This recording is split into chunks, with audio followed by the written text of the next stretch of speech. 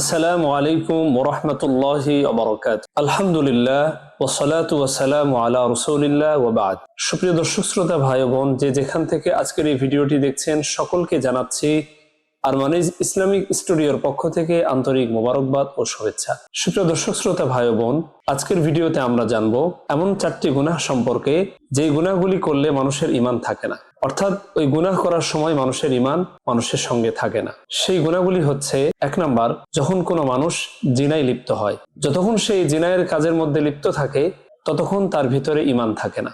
যখন সে এই জিনার কাজ থেকে বিরত হয় তখন আবার তার ঈমান তার নিকট ফিরে আসে।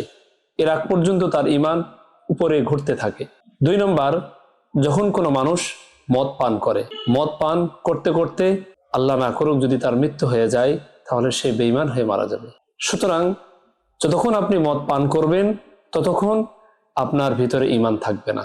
মদ পান থেকে যখন আপনি বিরত থাকবেন তখন আবার আপনার ঈমান আপনার কাছে ফিরে আসবে। 3 নম্বর, যখন কোনো মানুষ চুরি করে, চুরি করা অবস্থায় তার ভিতরে ঈমান থাকে না এবং এই ঈমান তার উপরে উঠতে থাকে।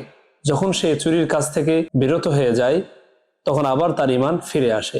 আল্লাহ না করুন যদি কোনো ব্যক্তির চুরি করা অবস্থায় মৃত্যু হয়ে যায় তাহলে সে বেঈমান হয়ে মারা যায়। 4 নম্বর, ওই ছিনতাইকারীর হৃদয়ে ঈমান থাকে না যখন সে ছিনতাইকারীর ছিনতাই করে এবং ছিনতাইকারী তার দিকে অসহায় হয়ে তাকিয়ে থাকে, নিরুপায় হয়ে সে কিছুই বলতে পারে না থাকে। এই অবস্থায় ওই ছিনতাইকারীর হৃদয়ে ঈমান থাকে না। আল্লাহ না করুন সে যদি এই অবস্থায় কারো আক্রমণে কারো আঘাতে মৃত্যুবরণ করে সে বেঈমান হয়ে মারা যায়। সুপ্রিয় দর্শক শ্রোতা ভাই বোন, এই হাদিসটি বুখারী শরীফে বর্ণিত হয়েছে। আবু হুরায়রা রাদিয়াল্লাহু তাআলা আনহু বর্ণনা করেছে। আসুন আমরা এই সকল কঠিন অপাচার গুনাহ থেকে বেঁচে থাকি, কারণ এমন গুনাহ যে গুনাহের মাধ্যমে একজন বেঈমান হয়ে মৃত্যুবরণ করতে পারে। পৃথিবীতে আমাদের সবচেয়ে মূল্যবান সম্পদ হচ্ছে ঈমান। এই ঈমান হারা হয়ে যদি আমরা মৃত্যুবরণ করি তাহলে আমাদের সব শেষ, দুনিয়াও শেষ, আখিরাতও শেষ। প্রিয় ভাই ও বোন, আল্লাহ পাক আমাদের সকলকে এই সকল গুনাহ থেকে বেঁচে থাকার তৌফিক দান করেন।